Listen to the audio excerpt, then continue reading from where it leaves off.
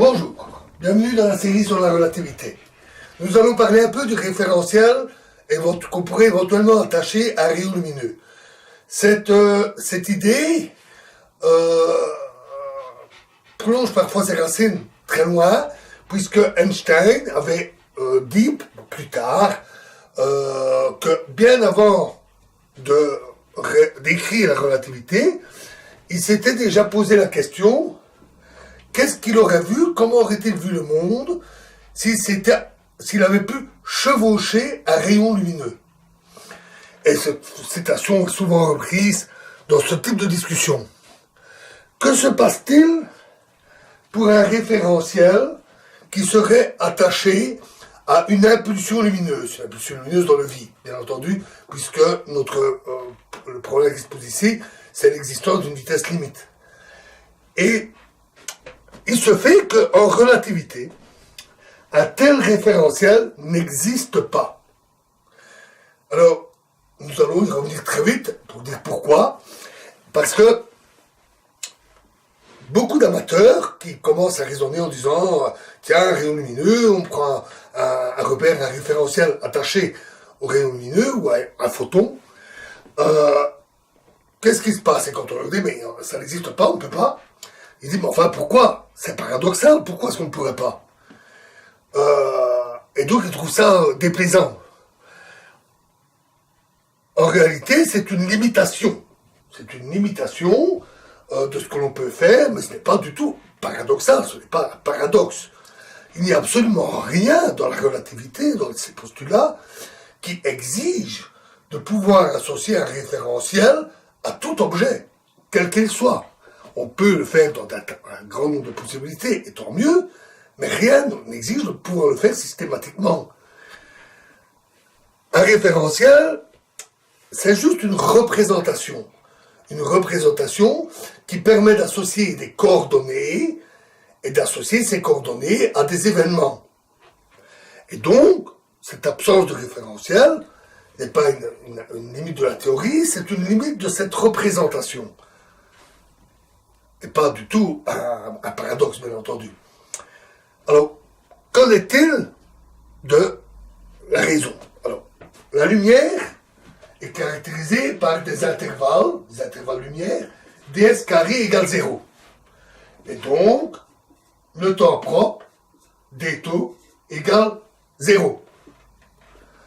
Donc, une impulsion lumineuse dans le vide, précisons-le, parce qu'une impulsion lumineuse qui se déplacerait dans un milieu moins vite que c'est, il n'y a pas du tout ce problème. Une impulsion lumineuse dans le vide n'a donc pas de temps propre. Pas de temps propre. Ou plus exactement, puisque ça, c'est la différentielle, elle a un temps propre constant. C'est-à-dire qu'on a le même temps propre, la même valeur, sur toute la trajectoire de type lumière. En quelque sorte, si on pouvait attacher une horloge au photon, une horloge virtuelle, qui serait attachée au photon, celle-ci serait figée. Elle indiquerait tout le temps la même heure. Et donc, il est impossible d'associer à ce référentiel, attaché au photon, d'associer une coordonnée du temps, puisque le temps il est constant. De même, la contraction des longueurs est extrême, infinie, dans le sens de la propagation du rayon lumineux tel que vu dans un autre référentiel. Et donc, dans cette direction-là, à cause de cette contraction du temps infini, il manque également une coordonnée spatiale. On a les deux autres, transverses, les coordonnées transversales, mais pas la coordonnée longitudinale. Donc, clairement, une telle situation ne correspond pas du tout à la représentation des repères et des référentiels tels que nous l'avons définis. C'est donc là que se situe la limite. C'est la seule limite. Mais elle est sérieuse, puisque notre construction mathématique est basée sur ces représentations de repères et de référentiels, et ici nous disons, mais on ne peut pas les construire. Il nous manque de coordonnées. Alors faisons une expérience de pensée. Supposons que nous chevauchons un rayon lumineux avec Einstein. Et on admet l'existence d'un référentiel qui nous est attaché, à nous et aux photons, aux rayons lumineux, mais dans lequel il n'y a que deux coordonnées spatiales, les deux coordonnées transverses. On pourrait appeler ça un pseudo-référentiel. L'appellation n'est pas du tout standard, hein. C'est l'appellation personnelle, mais ici appelons ça un pseudo-référentiel, dans lequel nous n'avons que les deux coordonnées. C'est très difficile de raisonner avec un tel pseudo-référentiel. Pourquoi ? Parce qu'il est facile de vérifier qu'il y a une infinité d'événements qui ont les mêmes coordonnées. Des événements différents. Rappelez-vous que j'avais dit, quand les événements ont même coordonnées, on peut les considérer, même endroit, même instant, on peut les considérer comme identiques. C'est le seul cas où, par exemple, il y a réellement simultanéité sans ambiguïté. Et tout ça dans tout référentiel. Mais ici, c'est plus le cas. Dans certains référentiels, les événements ne seront pas simultanés ni au même endroit, mais dans ce référentiel-là, ils seront confondus. Par exemple, tous les événements qui sont situés sur la trajectoire du photon auront le même temps et les mêmes coordonnées spatiales. C'est très gênant. Alors, quelles sont les solutions à ça ? Alors, clairement, c'est un problème de représentation, c'est un problème mathématique en fait. Mais en mathématiques, on n'est pas tout à fait démunis. Hein. Il y a des solutions. Une solution, c'est, par exemple, de prendre la trajectoire du rayon lumineux et de la paramétrer avec un indice tout à fait arbitraire. Alors, il ne correspond plus aux notions de mesure avec des étalons dans le référentiel du photon, puisqu'il y a la contraction des longueurs. Mais un tel paramétrage arbitraire, on peut toujours le faire. C'est différent de la définition habituelle. Mais ça marche. Une autre solution, c'est de partir d'un référentiel K, tout à fait normal, donc pas attaché au photon, et de remplacer les coordonnées X et T, par exemple. X serait notre coordonnée, une certaine coordonnée longitudinale ou autre. On les remplace par U égale X moins CT et V moins X plus CT. Ces coordonnées, vous le voyez, correspondent à des trajectoires de rayons lumineux. Et sur un graphique, un schéma de Minkowski, avec le cône de lumière, les deux branches correspondent aux axes U et V. On les appelle pour ces raisons coordonnées nulles, parce que c'est les coordonnées des axes de coordonnées qui suivent les trajectoires lumière. Donc on peut faire correspondre des axes de coordonnées collant aux trajectoires lumière, ce qui fait disparaître la difficulté que nous avons rencontrée. C'est souvent utilisé. L'une comme l'autre solution sont souvent utilisées. On les rencontre dans certains travaux théoriques.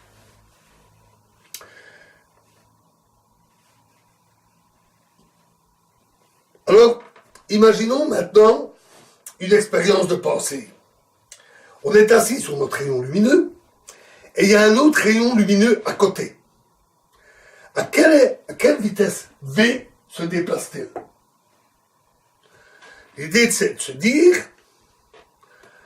il a la même vitesse que nous. Il part en même temps, arrive en même temps, la vitesse est invariante, il a donc même vitesse que nous. Et donc la vitesse relative, dans notre référentiel, devrait être 0. Oui, mais ça c'est un problème, puisque c'est la vitesse, dans ce référentiel, d'un rayon lumineux.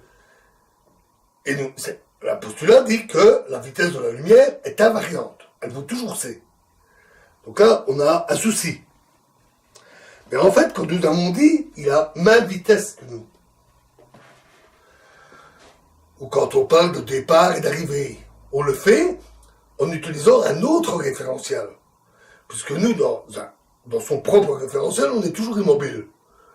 Et donc, parler de la vitesse du référentiel, c'est le décrire dans un autre référentiel et d'observer cette vitesse. Et donc, on a besoin de la composition des vitesses. Donc, composons les vitesses entre le référentiel lumineux et celui de l'autre rayon lumineux.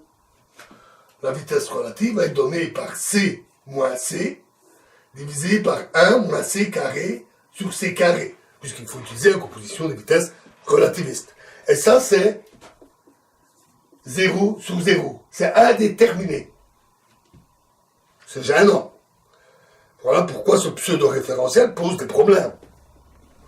Conduit à des résultats indéterminés. De même, si on dit que la vitesse, c'est le déplacement le long de la trajectoire, divisé par le temps propre, mais on sait que c'est 0 tous les deux. À nouveau, 0 sur 0.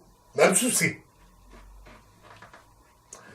Alors, une autre solution, c'est de se dire, eh bien, on va pas considérer qu'on est assis sur un photon, mais qu'on est dans un référentiel qui va à une vitesse extrêmement grande, pratiquement égale à C. Donc on est à V', environ égal à C. Mais différent, presque égal, hein, mais différent. Dans ce cas-là, on le sait, avec la composition des vitesses, avec un rayon lumineux qui se déplace à C, on obtient V égale C, toujours. Et donc, clairement, la limite, quand V' tend vers C, la limite du constante, c'est C. Et on retrouve, une vitesse invariante. Nous avons pu surmonter cette indétermination en passant à travers des limites, et ça marche, c'est correct. Mais c'était pas trivial.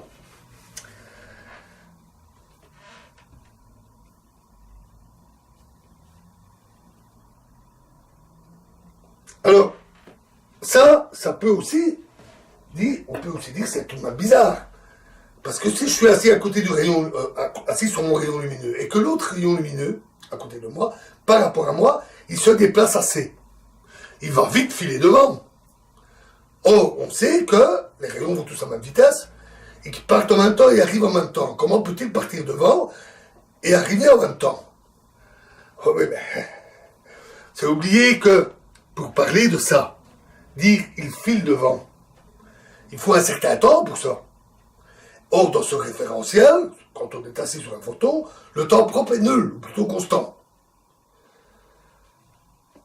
Dans ce pseudo-référentiel, le départ et l'arrivée de ces rayons lumineux est instantané, c'est en même temps.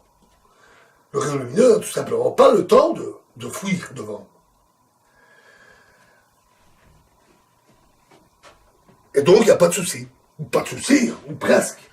Vous voyez les jongleries qu'il faut faire avec ce pseudo-référentiel. Donc, je déconseille fortement, très fortement, de commencer à raisonner en étant assis sur un photon. Einstein pouvait se le permettre, évitons-le. Nous ne sommes pas Einstein. On peut utiliser les astuces dont j'ai parlé, paramétrage arbitraire, coordonnées nulles, à condition d'avoir les reins assez solides au niveau mathématique pour manipuler ça. C'est un peu plus compliqué. Nous irons vers ça d'ailleurs, hein, puisque nous devons encore progresser, y compris aller vers la relativité générale. Nous verrons les outils qui permettent de faire ça. Mais je conseille d'utiliser ces solutions si on sait le faire mathématiquement. Je le déconseille si on se contente de raisonner avec des pseudo-référentiels qui peuvent vous faire aller dans le mur. Et à la vitesse de la lumière, ça fait mal.